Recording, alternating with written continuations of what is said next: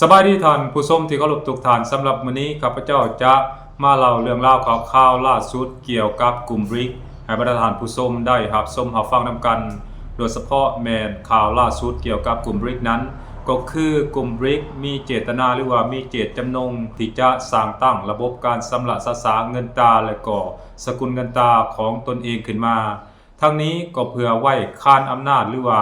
ลดบทบาทของสกุลเงินดอลลาร์นั่นเองท่านผู้ชม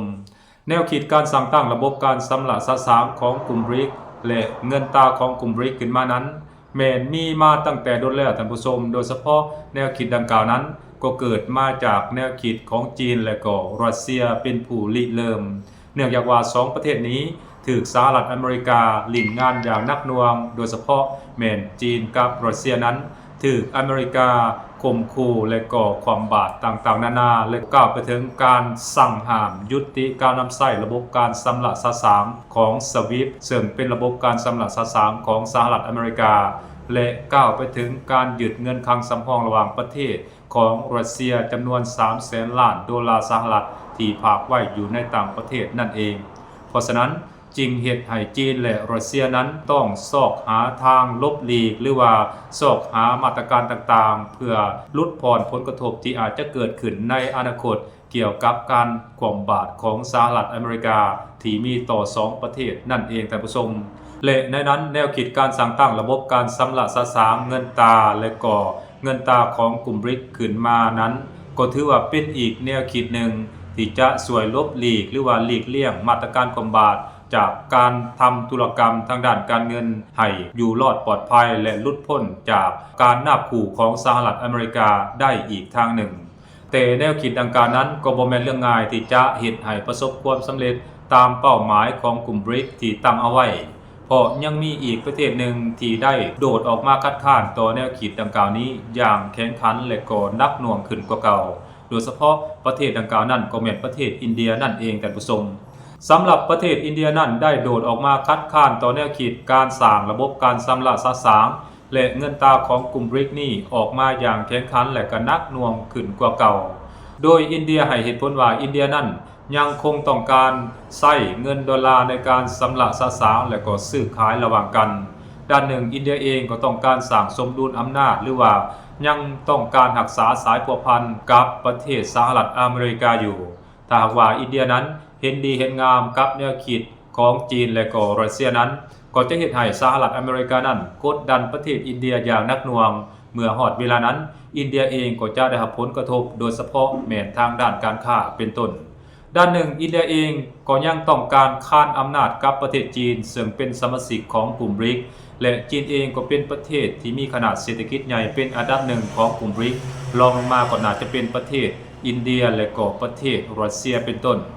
จีนและอินเดียนั้นก็บ่มีความลงรอยกันในหลายๆด้านบ่ว่าจะเป็นปัญหาชายแดนและก็ปัญหาการค้าโดยเฉพาะอินเดียนั้นมักกล่าวหาให้กับประเทศจีนว่าจีนนั้นมักทุ่มตลาดในประเทศอินเดียเฮ็ดให้อินเดียนั้นบ่มีขีดความสามารถในการแข่งขันบ่ว่าจะเป็นด้านใดก็ตามอินเดียบ่สามารถแข่งขันกับประเทศจีนได้เพราะฉะนั้นเรื่องดังกล่าวนี้ก็เป็นอีกเรื่องหนึ่งที่เฮ็ดให้อินเดียนั้นยังคงหวาดระแวงและมีความของคาใจกับประเทศจีนอยู่ท่านผู้ชม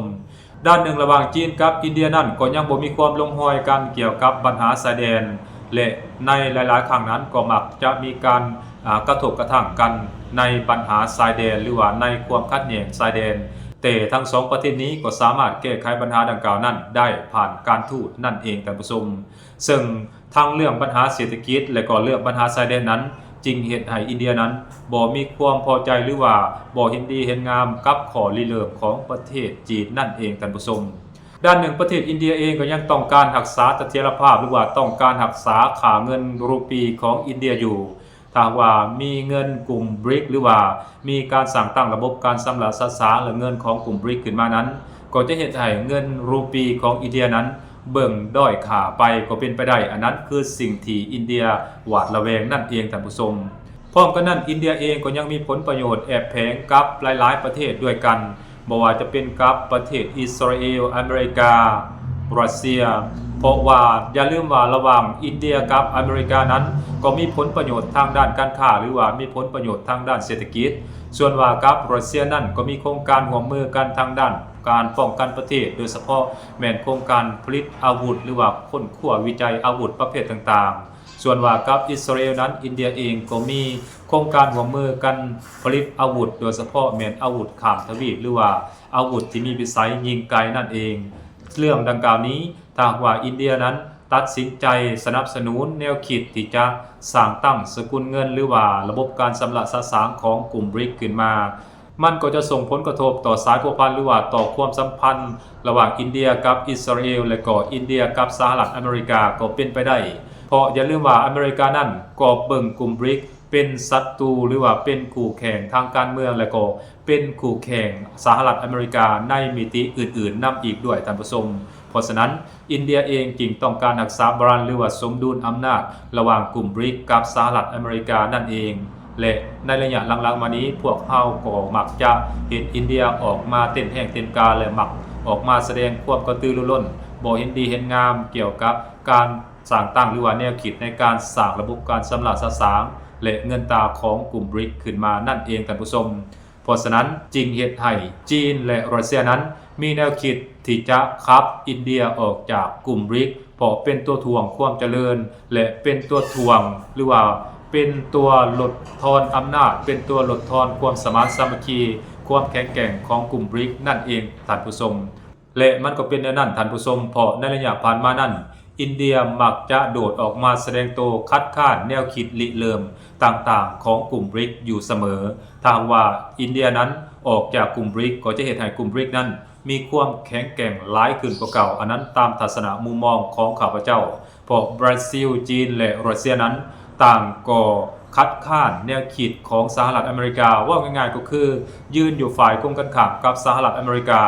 ส่วนว่าอินเดียนั้นแม้นต้องการดึงสหรัฐอเมริกาเข้ามาคานอำนาจกับประเทศจีนคานอำนาจกับประเทศรัสเซียและก็